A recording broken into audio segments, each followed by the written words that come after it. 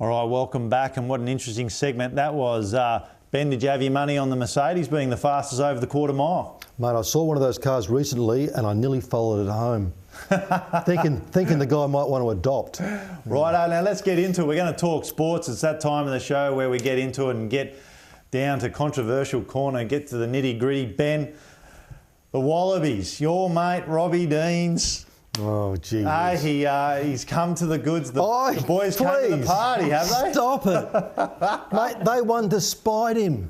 Mate, it was one of the worst games you've ever seen. Like, the last 10 minutes were the only 10 minutes worth watching of the game. The rest was rubbish, was poor handling, poor positional play, poor selections. So who'd you tip for to win? I'm tipping the Wallabies to win this game now. I think they'll completely overrun the Lions. The Lions have lost their captain Warburton. It's an enormous out. He's been a real star. Driscoll's out as well for the Lions. Yeah, he's been dropped. Yeah, he's been dropped. Yeah. Yeah, which doesn't really matter because all the Lions do is kick the ball away. And the trouble is they kick the ball away, and then all that leads to is another kick, not trying to score tries. In modern rugby, you've got to score tries and go for 7 points and not 3. Righto, state of origin, Pearce and Mooney, the worst, one of the running 14th in the NRL for keeping the teams in the deadline. They're in the New South Wales Origin team. Should they be dropped?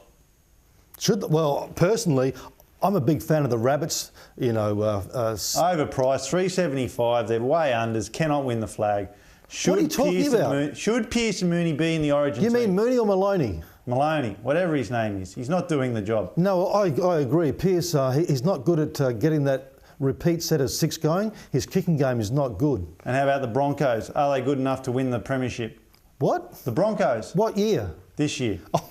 Mate, the Rabbits will win this year. The Rabbits. Get on the Rabbits, put $20 on them every week, and at the end of the season, get ready for a nice big little collect. No, go see Ben and get your money back. Now, Port Adelaide flying in form.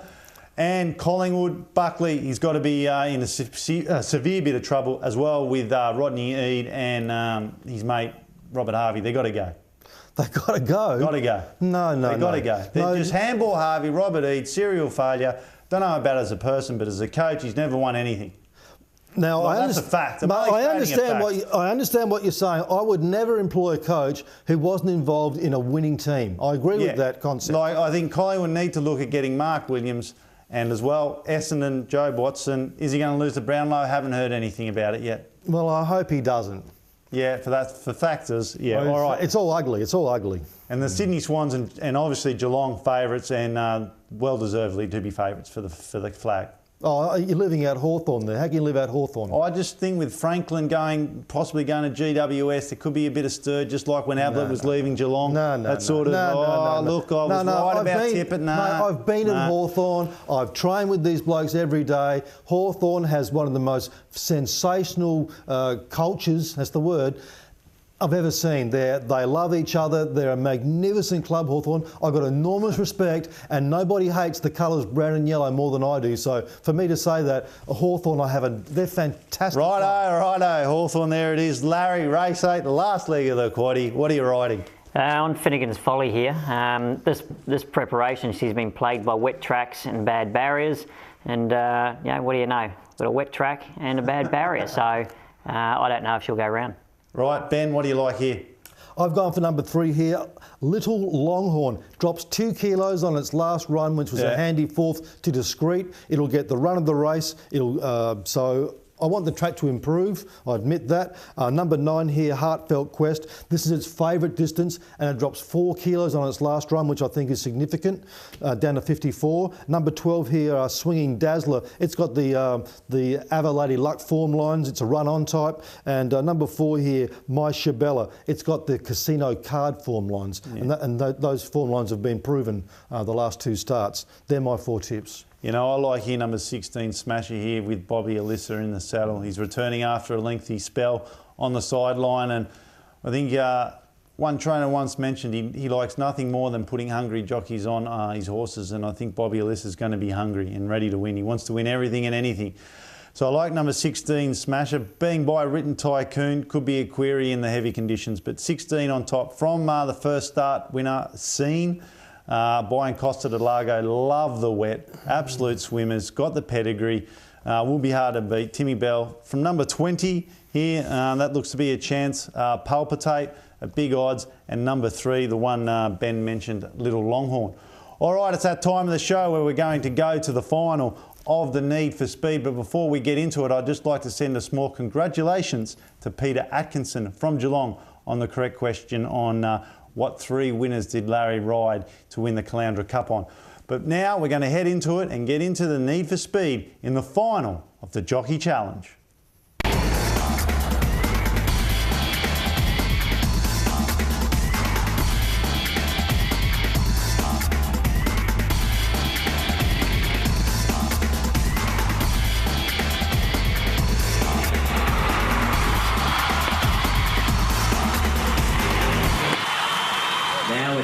Trophy holders. Ashley Butler, come on down. 3rd position. Congratulations, bud. With the best lap time of a 63.638. Next, 2nd position. Was it Rick or was it Shane? Shane came 2nd with a 64.520. Congratulations, buddy. And your winner will be found out after the commercial break. Alrighty, Rick, come on up with a 63.427. Congratulations, buddy.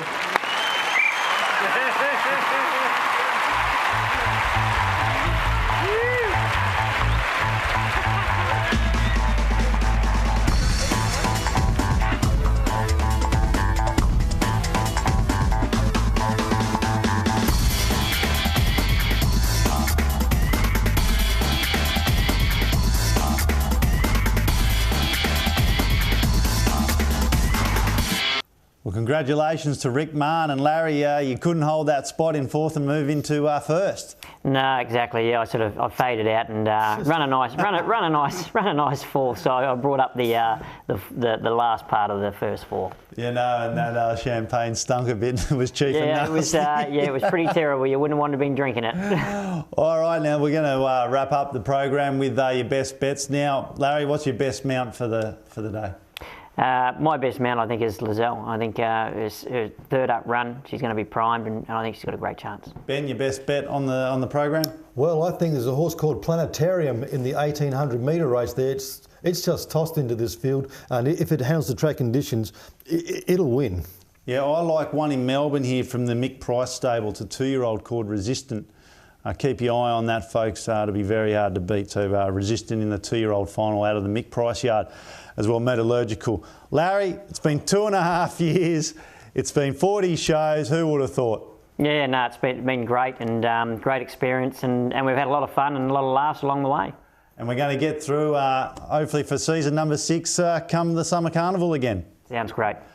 Well, that brings us to the end of season 5 over the last 2.5 years. I hope you've enjoyed it and found you lots of winners. So join us in the summer. Till then, bye for now.